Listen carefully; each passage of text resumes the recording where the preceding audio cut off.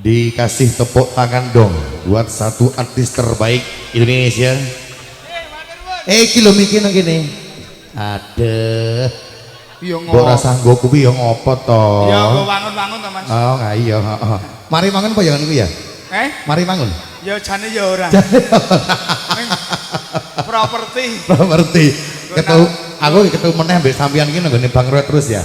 Weh, elok Mas. Elok nek Bang Roy iki. Sekarang sing wani nanggape awake dhewe iki ya Ming Roy Production. Ming Roy Production iki. Wanile sambatan.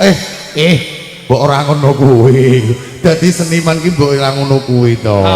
Ayo, nek dine yo ditampani. Nek dine ditampani. Heeh, nek pamane ora, kuwi kebangetan. Kebangetan. Sing kebangetan sapa kuwi iki? Ya asune Roy. Oke, disapa terlebih rumiyin Mbak Mas Dius, Mas Vicky, untuk teman-teman semuanya pada malam hari ini. Le nyapa piye? Nek kaya anu MC dangdut piye? Ini. MC dangdut ya. Oke, diucapkan selamat malam semuanya, sobat selamat konco-konco bagi semuanya. Malam hari ini bersama Bang Roy Production. Ada Dimas Rizky. Kuwi nek MC dangdut. MC campur sari. MC campur sari. Sugeng dalu dumateng para bapak ibu ingkang semet barang rawuh. Panggilan kali kalian saking Bang Roy Production ingkang dalu punika kalian Dimas Rizky. MC iki campur sari. Campur sari ya. Kowe urung ngerti ta? MC wong mati. MC Serita. MC Seripat. Ning digawe dangdut. Iki calon ngono kuwi Pak Kaume mantan MC dangdut. Tohir wis tobat. Wis tobat. Dadi Pak Kaum pangkatke jenazah. Nyoba. Masih di sini. Bersama mayit kita Roy Production. Kok Roy Production aja saiki? Engko bariki. Kan para takziah semuanya. Nyumbang berapa? Takziah berapa? Itu nek iki nek anu ya, kuwi nek MC-ne dangdut dadi Pak Kaum to. Pak Kaum. Kuwi nek anu juru kunci beda meneh Mas. Beda meneh piye Mas?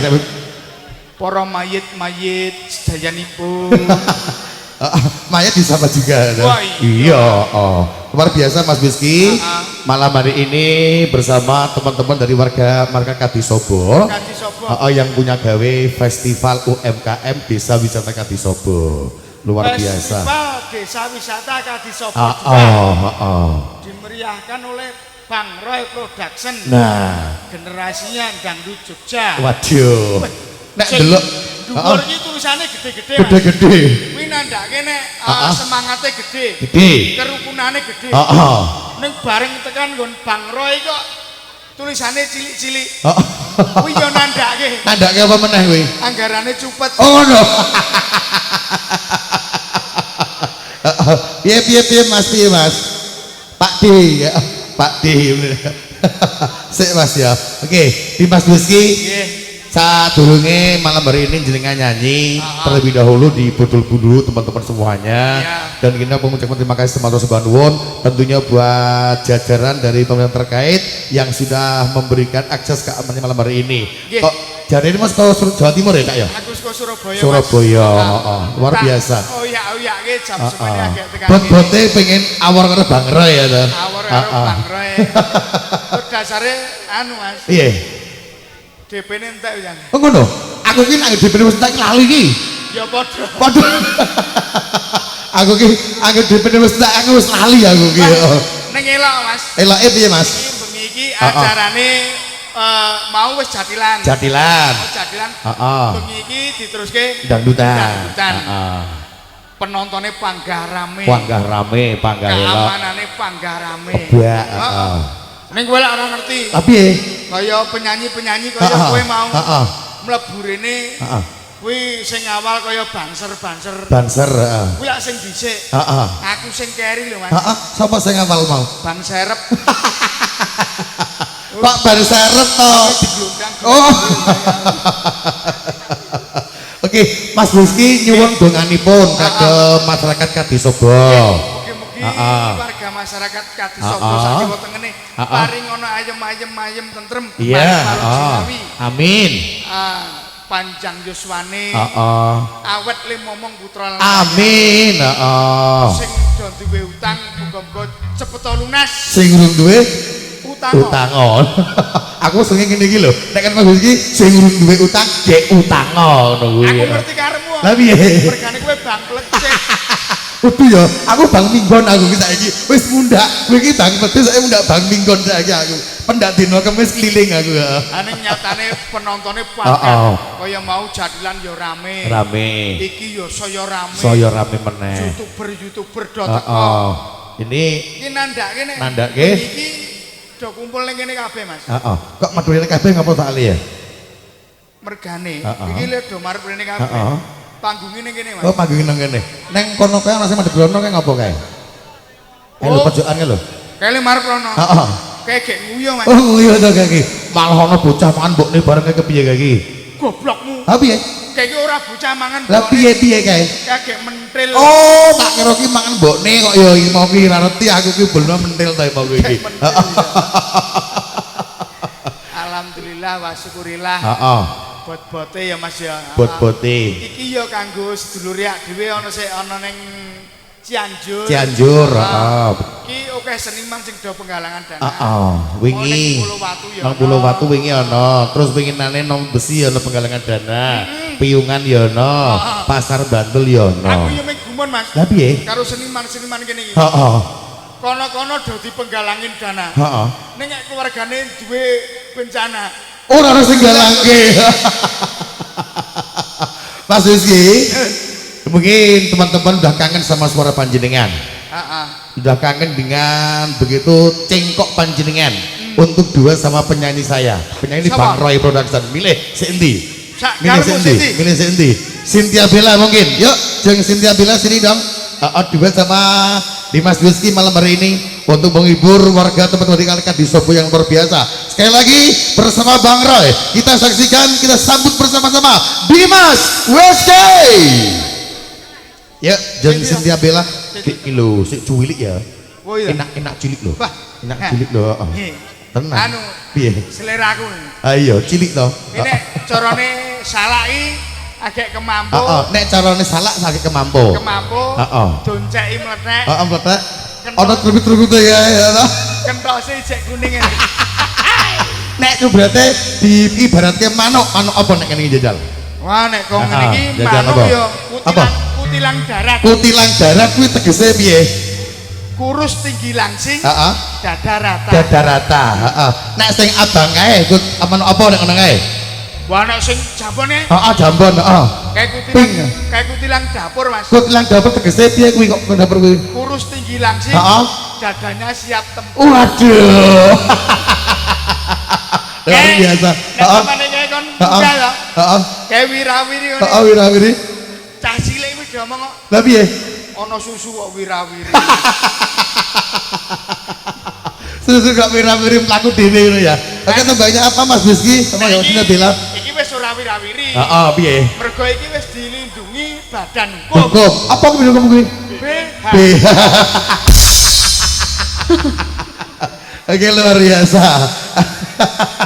Wis dilindungi badan hukum, tak kira ki LBH apa ngono. BH yo badan hukum. Oh, ada ya BH badan hukum.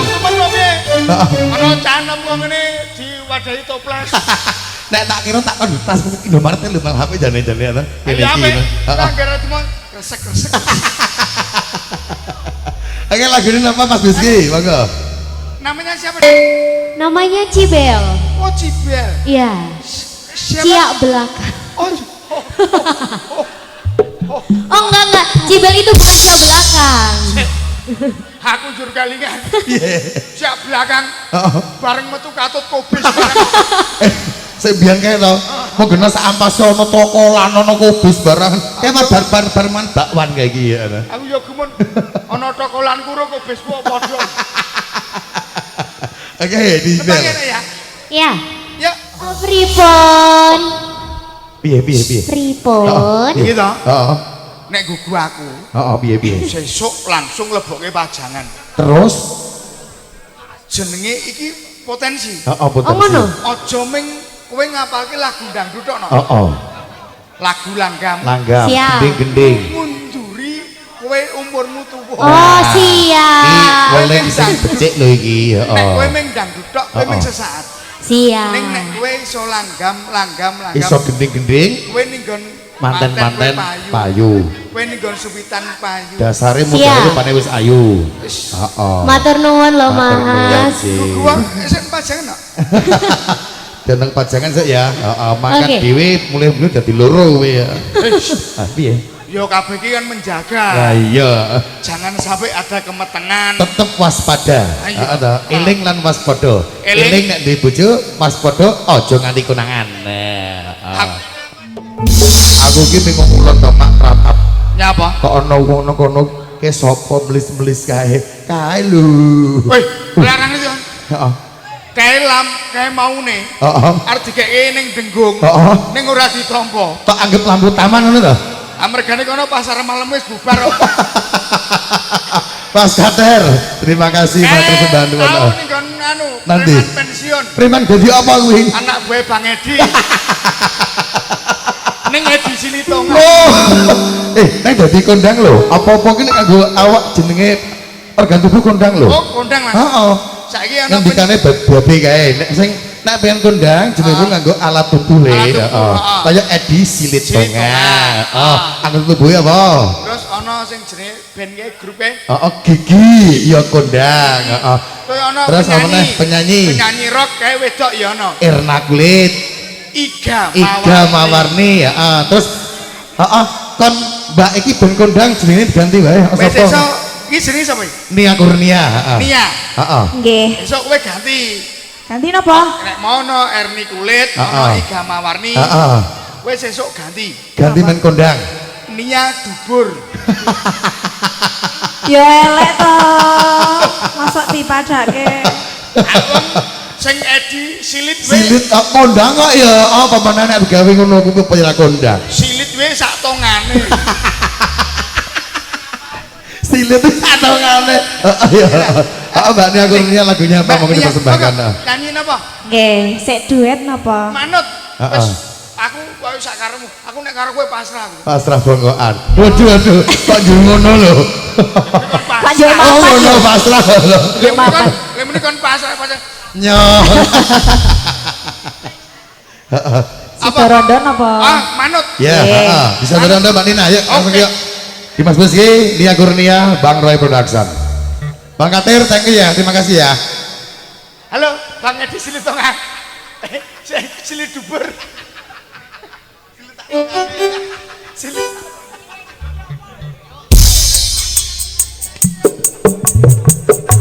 Pae, nyoh, nyoh, nyoh. Iki lho, tekno, tekno.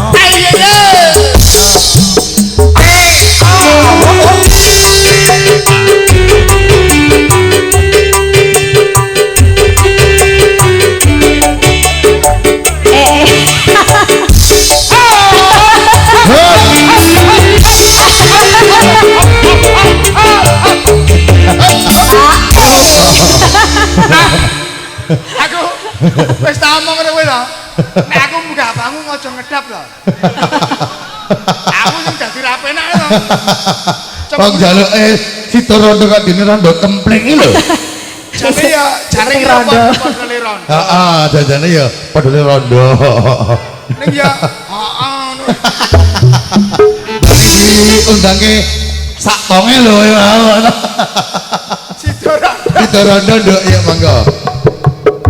Pae sawae didol wae. Pae dikon nanggep